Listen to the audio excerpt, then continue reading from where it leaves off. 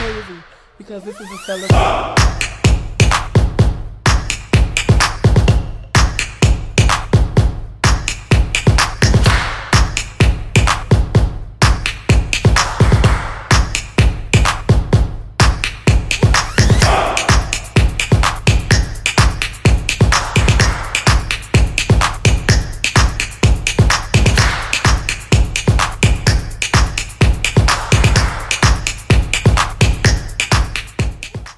What's up, guys? It's your girl, Lyric Bay.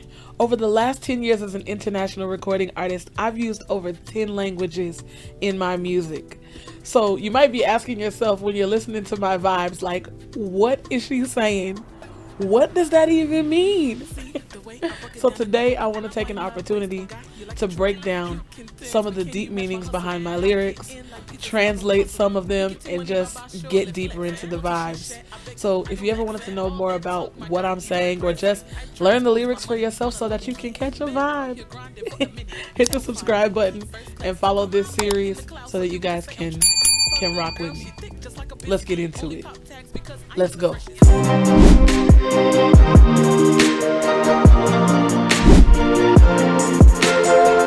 Okay guys, so first up, I want to get into my song called Flo-Jo. In the song Flo-Jo, I use a couple of different languages. I use a bit of Pidgin, Nigerian Pidgin English, which is like a broken form of English. And then I also used Yoruba and I used Igbo. So I'll break down some of the language for you guys.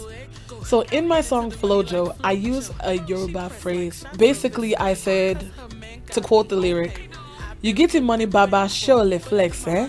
So it basically means like you get money, but you have money, but do you know how to show it off? Do you know how to flex it? You know, it's kind of like my call to match my energy, match my style. You know, I really love using Yoruba in my lyrics because it is a beautifully expressive language, and it's a very it can be very efficient as well to mix in the Pidgin, because Pidgin I feel like is kind of a shorter form of, you can say a lot of words with saying a little thing, you know? So that's where I was coming from with that lyric. In the song Flo-Jo, I used a line that I borrowed from Yoruba language. Yoruba is a very beautiful and expressive language, and I love utilizing it in my songs because I believe it adds a lot of richness and cultural depth and, like I said, expressiveness to my songwriting. I think also because it's a very widely used language, especially in Lagos, Nigeria, where a lot of my friends and followers are from, I believe it also makes my lyrics a bit, you know, a bit more relatable. People can, if you hear Yoruba, you can catch, you know, the few little spicing that I'm adding. So, you know, just sprinkle them in like a tarodo. Okay, so another line in the song Flo-Jo that I want to talk about is directly following that line. Moti shishe, I beg it, I don't vex, eh? As in, I've worked hard and, you know, now I'm annoyed. Like, I'm getting so annoyed because it's expressing my frustration. Like, man, in this context, I'm literally expressing my frustration with empty talk. Like, I'm over it. You know, action speaks louder than words. You get doings, I be you not get doings.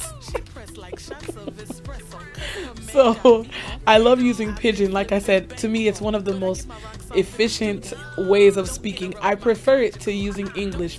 In fact, in the process of recording this episode, I've stumbled so many times because I'm stopping myself from switching back to the Pidgin.